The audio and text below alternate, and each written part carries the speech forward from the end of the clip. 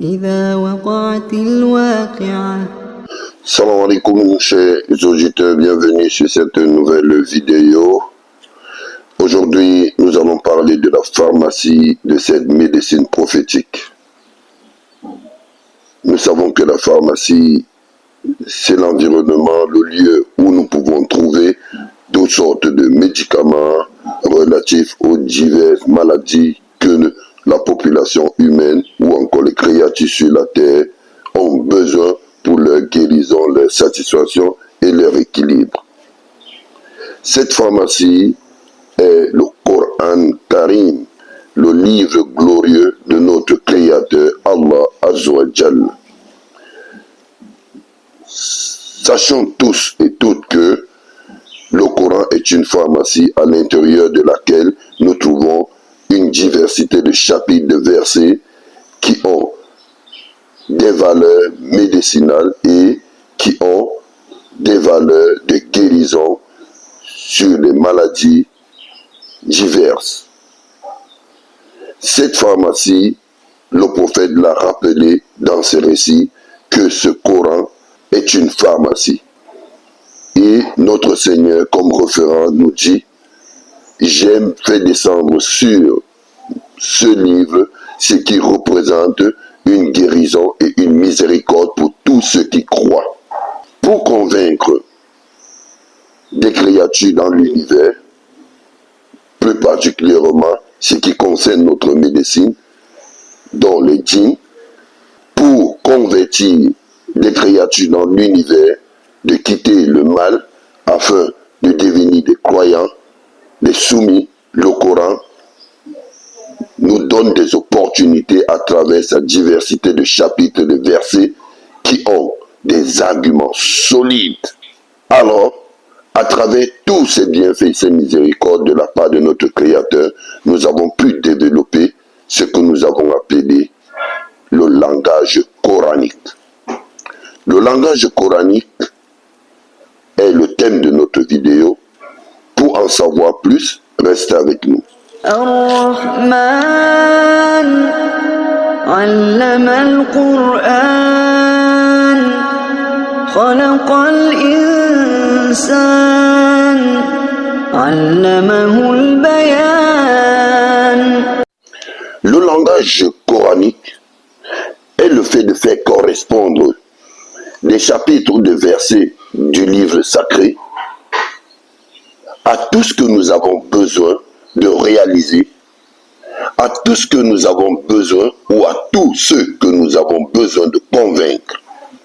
Le langage coranique est aussi le moyen, à travers ce livre, de faire correspondre des versets ou des chapitres à des événements, à des possibilités de destruction, à des possibilités de régénération, à des possibilités de transformation dans l'espace des esprits.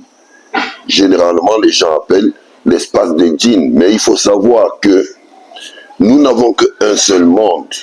Alors les êtres humains et les djinns vivent dans ce monde.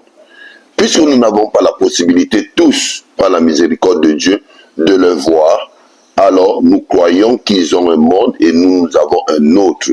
C'est le seul monde. Alors, cette pharmacie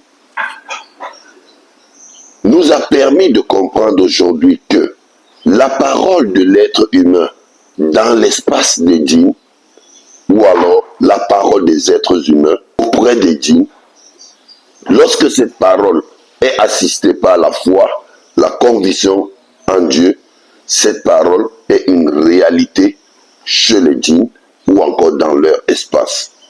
Un exemple pour illustrer cela: le fait d'utiliser un chapitre ou un verset à l'intérieur duquel on parle du nar. Nar, en arabe, qui veut dire le feu. Lorsqu'on parle du feu dans un verset ou un chapitre, alors eux, ils aperçoivent la réalité des flammes de leur côté.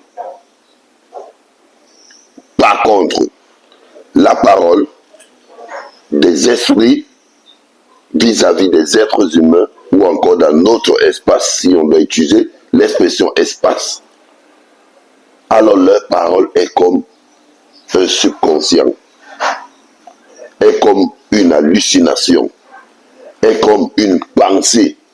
C'est comme si quelque chose me dit, c'est comme si mon esprit me parle, c'est comme si pour les autres même, l'Esprit Saint leur a parlé. À ne pas confondre avec la réalité de notre esprit qui peut s'adresser à nous. Parce que tout ce qui est esprit de notre côté, leur parole de notre côté est une pensée, une sensation de subconscient, une imagination.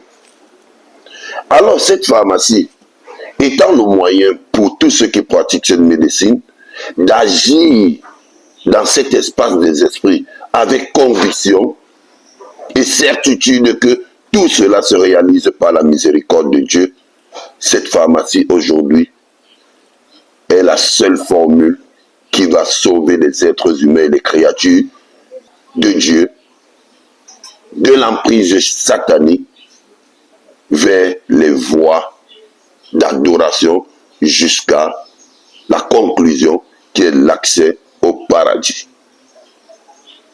Qu'Allah nous accorde la connaissance sur le contenu de cette pharmacie qui est le Coran Karim, qu'Allah nous accorde la compréhension de cette pharmacie, qu'Allah nous accorde le discernement, qu'Allah nous accorde la capacité de faire la différence entre ce qui est à dire pour telle maladie ou ce qui ne l'est pas. Car nous nous rappelons du récit de notre messager lorsqu'il a été frappé par une sorcellerie. Alors celui-là, sallallahu alayhi wa sallam, il n'a pas lu tout le Coran, pourtant il a été celui qui a reçu ce livre. Il n'a pas lu les grands chapitres, mais par la miséricorde d'Allah, il a lu les 11 derniers versets qui ont permis de dénouer ce blocage en relation avec la 7e sorcellerie de Darmouch, qui est la sorcellerie de la condamnation. Alors c'était des nœuds juifs.